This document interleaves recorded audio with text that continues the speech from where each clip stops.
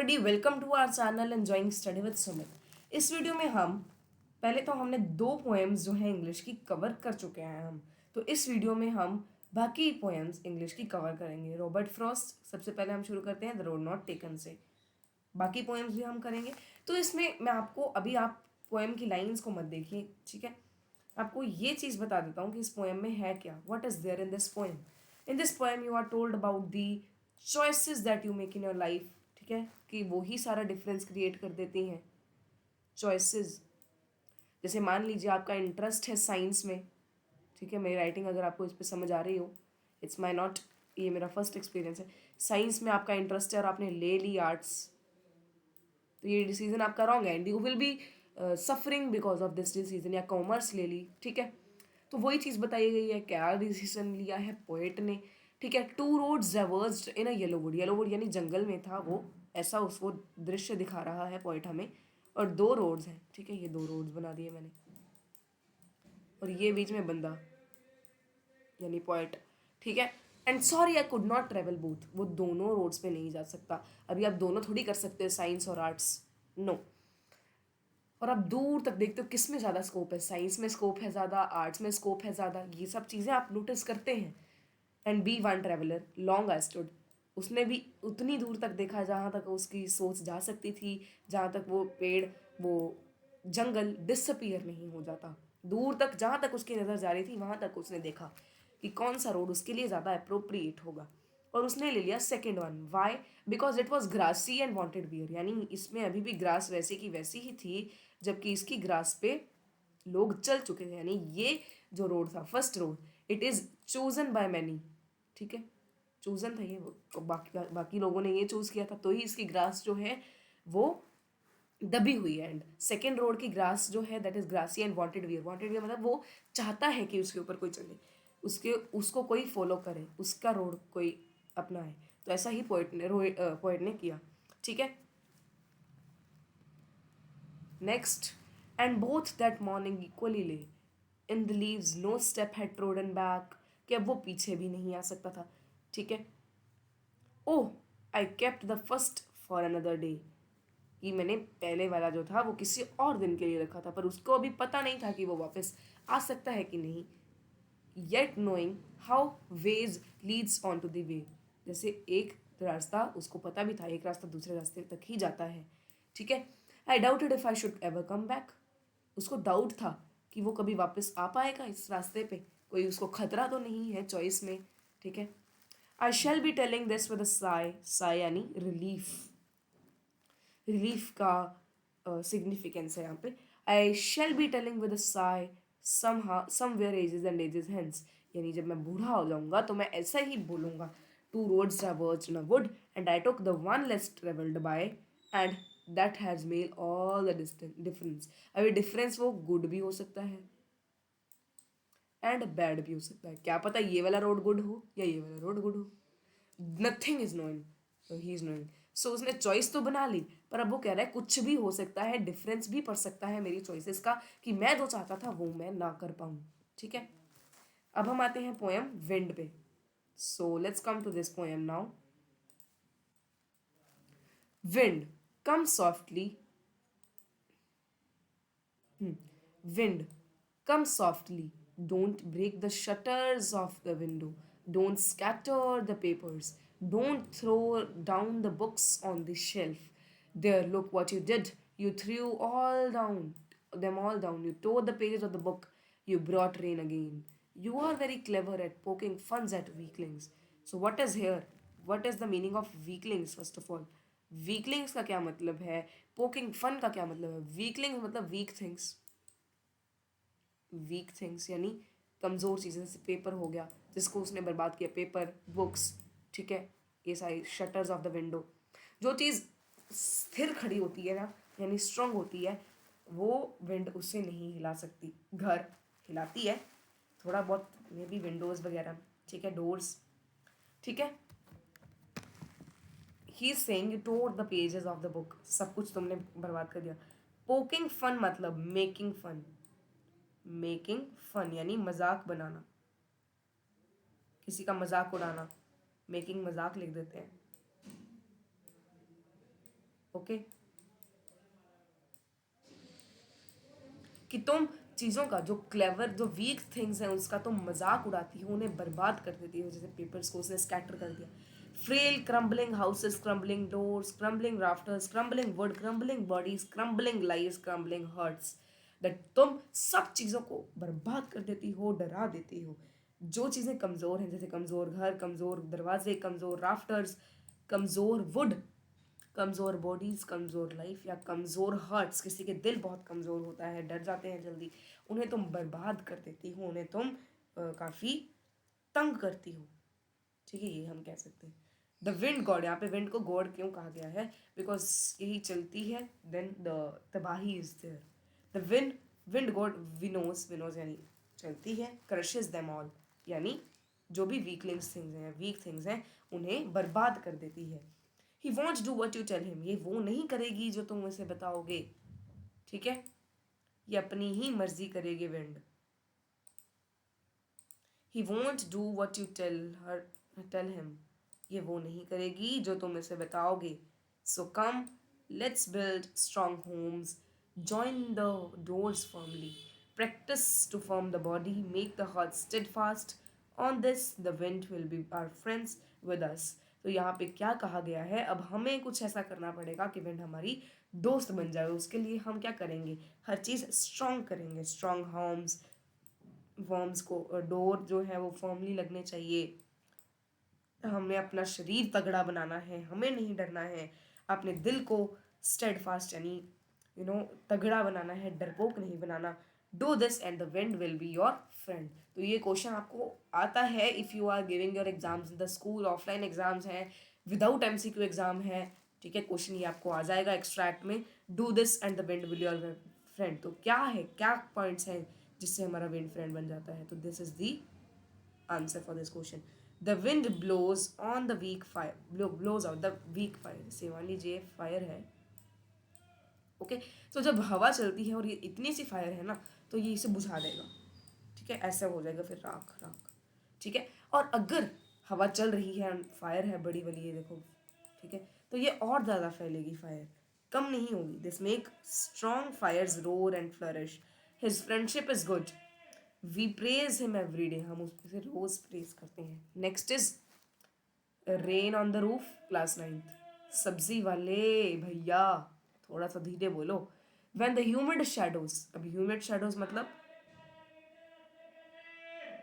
Humid shadows मतलब घने बादल, घने बादल जब गड़गड़ाते हैं. होवर्स मतलब नहीं लेनी सब्जी. when the humid shadows when the humid shadows hover over all the starry sphere मतलब जिस स्टार्स होते हैं ना, जैसे इन योर स्काई, तो जब उसके ऊपर वो आ जाते हैं, क्या कहते हैं इसे, ह्यूमिड शैडोज यानी घने घने बादल गरजने लगते हैं. And the melancholy darkness gently weeps in the rain tears. What a bliss to press the pillow on of a cottage chamber bed and lie listening to the patter of the sound rain overhead. तो क्या कह रहा है यहाँ पे point, उसे काफ़ी मज़ा आता है अपने बिस्तर पर बैठ के, अपने बिस्तर पर सिरहाने पे ऐसे सिर रख के और वॉइस सुनना रेन की, tinkling voice. Okay, every tinkle on the shingles has an echo in the heart, and a thousand dreamy fancies into being smart, and a thousand recollections weave with air threads into woof.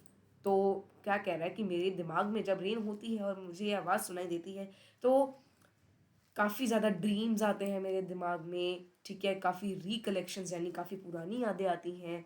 ठीक है, as I listen to the patter of the rain upon the roof, now in memory comes my mother. अब उसकी mother की memory है, who is dead now. Death हो चुकी है उसकी मदर की, और अब वो उसकी मेमोरी याद कर रहा है. As she used to come in years agone to regard the darling dreamers, यानी डार्लिंग ड्रीमर्स यानी हिज ब्रदर्स. ठीक है, हिज सिबलिंग्स लिख दो, सिबलिंग्स लिखोगे तो ज़्यादा अच्छा है, सिबलिंग्स में ब्रदर सिस्टर दोनों. और she left them till the dawn, जब रात होती थी तो वो कैसे उन्हें पुकारती थी डार्लिंग ड्रीमर्स को, यानी उसके ब्रदर्स, उसके सिस्टर्स ब्रदर्स को, सिबलिंग्स को, ठीक है। Oh I feel her fond look on me, वो उसे क्या कह रहा है, दैट आई, मुझे ऐसा लगता है कि वो मेरी तरफ देखने के लिए, मतलब फॉन्ड, ही वॉज शी, वो मेरी मुझे मुझे काफ़ी प्यार करती थी। As I listen to the refrain, ठीक है, which I played upon the shingles by the patter of the rain. इसमें यही है दैट उसे क्या याद आता है, हिज मदर्स मेमोरी, उसे कौन सी मेमोरी याद आती है, his mother's memory. Okay, so this was the poem and it is written by Kurt Skinny. Next is by Jeev Patel. It is the poem the sorry हाँ on killing a tree, on killing a tree. So पेड़ को काटने पे क्या होता है, ऐसा है क्या, राइट। सो क्या क्या, कैसे कैसे एक पेड़ कटता है, ऐसे इतनी आसानी से तो कट नहीं जाएगा चाकू से। It takes much time to kill a tree, बहुत समय लगता है। ये एक सिंपल जैब का काम नहीं है, एक वार का काम नहीं है चाकू के, ठीक है। इट हैज़ ग्रोन, वो काफ़ी अर्थ को कंज्यूम करके उगा है, तो उसे टाइम तो लगेगा ही काटने में, ठीक है। फीडिंग अपॉन इट्स क्रस्ट, अर्थ के ऊपर, एब्जॉर्बिंग ईयर्स ऑफ सनलाइट, अर्थ की air water, and out of its leprous hide sprouting leaves, ठीक है। इसके लीव्स वगैरह, ये सारी चीज़ें जो है अर्थ को कंज्यूम करती हैं, और ये इतने सालों से खड़ा है पेड़, ठीक है। तो अब ऐसे एक एक जैब में तो नहीं काट पाओगे आप इसे, you need to do something. कैसे काटें भैया पेड़, काटने ही क्यों है सबसे पहले तो, अर्बनाइजेशन तो हो ही रहा है, चलो। So hack and chop but this alone won't do it, काटो काटो काटते रहो, पर ऐसा ही सिर्फ नहीं काट पाएगा इसे, फिर से ये उग जाएगा। Not so much pain will do it, the bleeding bark will heal and from close to the ground will rise curled green twigs। तो यहाँ पे ना जो बाक होती है, इसकी लेयरिंग ऐसे ऐसे, ठीक है, उसका अगर आप एक हिस्सा हटा भी दोगे तो वो कुछ दिनों बाद फिर से हील हो जाएगा, जैसे हमारी स्किन हील हो जाती है, ठीक है। एंड उसके ट्विग्स जो थे, green twigs, that will be again be rising miniature boughs which if unchecked will expand again to former size. No the root is to be pulled out, root को बाहर निकालोगे तो ही वो पेड़ जो है दोबारा नहीं पैदा होगा। Out of the anchoring earth, it is to be roped, पहले इसे रस्सी से बांधो अच्छे से, एंड पुल्ड आउट, फिर इसे खींचो, स्नैप्ड आउट, और जोर से, एंड पूरा इसे जब तक आप नहीं निकालते तब तक ये आपका पेड़ पूरी तरह से नहीं कट पाएगा। Out of the earth cave, ठीक है, अर्थ की गुफा से इसे बाहर निकालो। And the strength of the tree exposed the source white and wet, the most sensitive hidden for years inside the earth, ठीक है। कौन सा पार्ट एक्सपोज हो चुका है, strength of the tree, its roots, क्या कहा गया है, अभी इसके रूट्स भी बाहर आ चुके हैं, वाइट चीटे रंग के, एंड वेट, ठीक है, गीले गीले से, सेंसिटिव, ठीक है। Then the matter of scorching and choking in sun and air, browning, hardening, twisting, withering, and then it's done. ये सारी चीज़ें करेंगे उसके बाद आपका पेड़ कटेगा। इट इज़ रिटन बाय जीव पटेल। ये आपको 1 मार्क क्वेश्चन के लिए काफ़ी इंपॉर्टेंट क्वेश्चन है। Next is the snake trying, last point जो हमारी बची है, the snake trying. It is written by WWE world heavyweight championship, no, WWE Ross, ठीक है। The snake trying, what is the snake trying to do इधर, okay. So let's start with the poem. इसमें आपको क्या कहा गया है, जैसे ये लड़का है, ये वाला दिख रहा है, चलो दूसरे उसके लिखते हैं पेन से, ये वाला लिखते हैं, ये लड़का दिख रहा है आपको, ये इसके ऊपर अटैक कर रहा है, और ये ट्राई किस चीज़ की कर रहा है, ये जो स्टिक इसे फॉलो कर रही है, इसको ओवरकम करने की, इससे भाग जाने की। तो the snake trying to escape the pursuing stick, what do you mean by pursuing stick, following stick, यानी जो स्टिक इसे फॉलो कर रही है, ये आपको समझ नहीं आएगा फॉलोइंग, ठीक है। With sudden curvings of thin long body, ये देखो कर्व्स, ठीक है।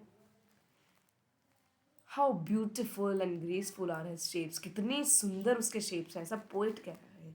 He glides through the water away from the stroke, कि वो अपने इस वार से, हिट से, स्ट्रोक से बचने के लिए पानी में जा रहा है, तुम उसे जाने दो ना।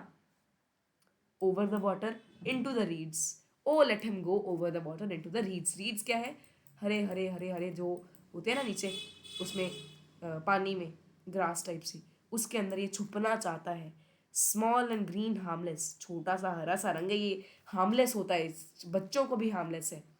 और ये तब तक सैंड पे है जब तक इसे ऑब्जर्व ना किया जाए और इसका पीछा ना किया जाए। And now he vanishes, vanishes यानी कि गायब हो जाना। ग गायब हो जाना। कहाँ पे? In the ripples among the green slime reeds, वहीं पे रीड्स में अब वो चला गया। By WWE Ross. So thanks for watching. Please like the video and subscribe our channel and press the bell icon to get the latest videos and updates. सबसे पहले let's meet in the next video. Okay, with any other topic. Till then, take care. Bye bye. Thanks for watching.